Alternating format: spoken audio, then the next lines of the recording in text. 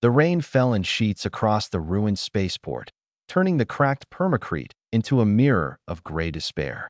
Emma huddled beneath a collapsed loading bay overhang, her tattered wings wrapped around her thin frame like a threadbare blanket. The iridescent scales that should have shimmered with pride were dull and chipped, telling the story of a species that had fallen from grace. She was Drakari, one of the few survivors of a once mighty empire that had ruled 12 star systems. Now, they were refugees scattered across human colonies, begging for scraps and shelter. The Convergence War had taken everything from her people, their homeworld, their fleet, their dignity. Emma watched the human transports come and go through the rain, her golden eyes tracking the movement with hollow hunger. Not hunger for food. The relief station had provided enough nutri-paste to keep her alive, but hunger for something she'd lost long before the war ended. She couldn't remember the last time someone had touched her with kindness.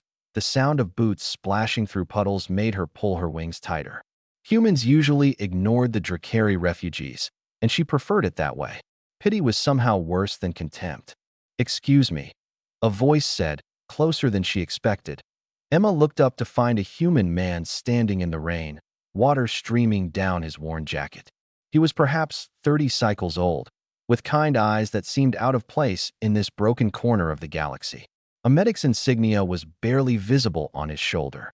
"The shelter's full," Emma said quietly, her translator collar rendering her words in flat, emotionless standard. "I'll move if I'm blocking something." Jason, his name tag read, shook his head. "You're not blocking anything. I saw you sitting here yesterday, and the day before." He pulled a thermal blanket from his pack. "Thought you might need this." Emma stared at the offered blanket, her clawed hands trembling slightly. It was a small thing, but small things had become treasures in her new reality. "Thank you," she whispered, taking it carefully to avoid tearing the material with her talons. He should have left then. Charity dispensed, human conscience satisfied. But Jason sat down beside her, seemingly unconcerned about the rain or the stigma of being seen with a Drakari. "I'm Jason," he said simply. "Emma." The word felt strange in her mouth. She hadn't spoken her name aloud in months. They sat in silence for a while. Emma wrapped the thermal blanket around herself, feeling actual warmth for the first time in days. She could feel Jason's presence beside her, solid, calm, unafraid. It was strange. My people used to have a saying. Emma found herself speaking, surprising even herself. "Sek tar nim draker, a dragon stands alone." We were proud. So proud. Her voice cracked. We thought we were invincible. Jason listened without interrupting, without offering the hollow platitudes she'd grown to expect from the few humans who bothered to speak to refugees at all. "When the Carthex came," Emma continued, "we fought alone. We refused human alliance offers. We thought we were better than you." She laughed bitterly. "Now look at us, begging in your streets." "The war wasn't your fault," Jason said quietly. "Wasn't it?" Emma's golden eyes met his. "Our pride destroyed us.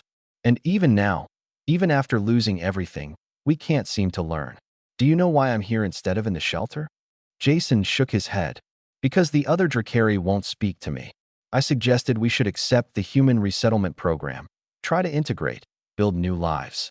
They called me traitor. Shame wing." She touched her chest where her clan markings had been ritually scarred over. "I have no people anymore." The rain continued its steady drumbeat on the metal overhang. Emma felt the familiar weight of isolation settling back over her shoulders like a leaden cloak.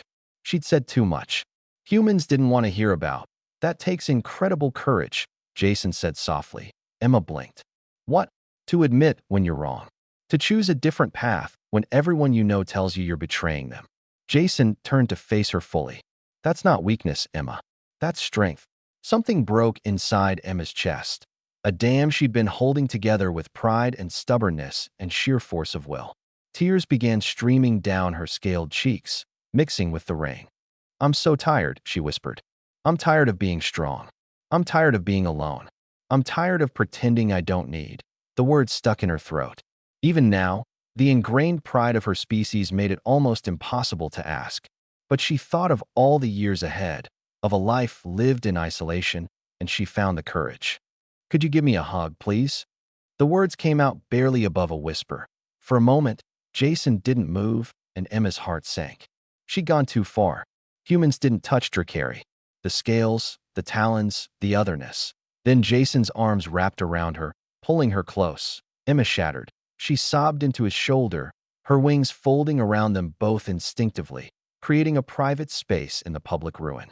Jason held her through it all, one hand gently stroking her back between her wing joints, the other cradling her head. He didn't flinch from her scales or her tears or the desperate way she clung to him. "You're not alone," he murmured. "Not anymore." They stayed like that for a long time, two beings from different species, finding common ground in the simple, powerful act of compassion. When Emma finally pulled back, her eyes were still wet, but something had changed. The hollow look was gone, replaced by a fragile hope. "Why?" she asked. "Why help me?" Jason smiled. "Because someone once told me that the measure of a civilization isn't how it treats its powerful, it's how it treats those who have lost everything." He stood and offered his hand. "Come on. I know a place with better shelter than this. And actual food, not just nutri-paste." Emma looked at his offered hand for a long moment.